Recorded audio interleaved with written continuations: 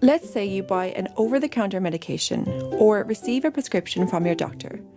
In order for this drug to exert its effect, it needs to enter your body. But the optimal method of delivery of the drug is determined by a number of factors, for example, the chemical properties of the drug, as well as its mechanism of action.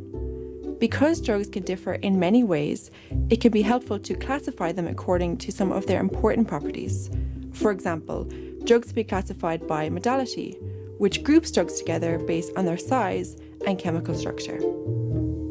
Biological products, or biologics, all come from natural sources, such as humans, animals, plants, or microbes.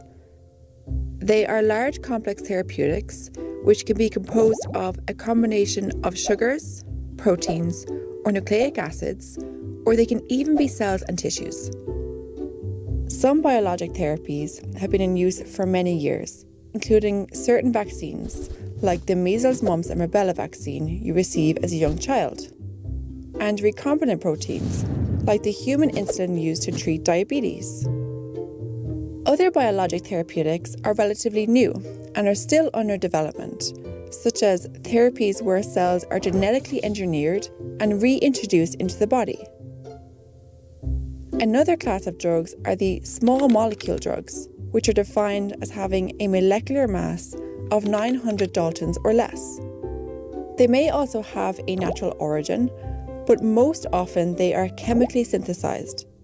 They are not composed of proteins, genes, or whole cells.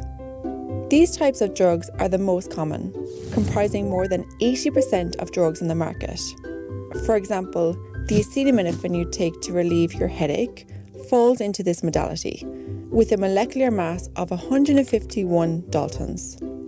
Acetaminophen and most small molecule drugs are typically given orally.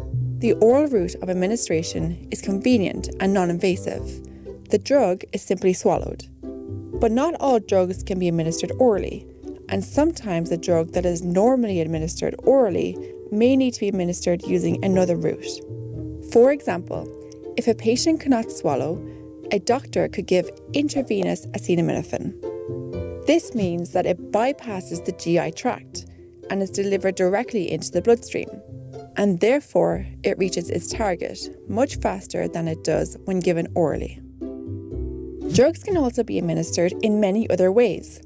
For example, drugs can be given by intramuscular injection, meaning they are injected into the muscle, by intravitreal injection, meaning they are injected into the eye, or by subcutaneous injection, meaning they are injected under the skin.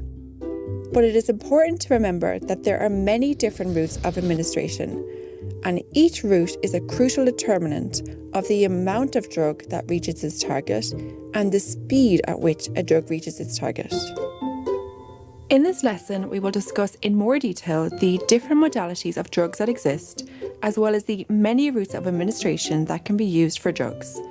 We will look at the advantages and disadvantages associated with each of the drug modalities and routes of administration, and we will also look at the important questions that a clinician must consider when deciding on drug regimens for patients.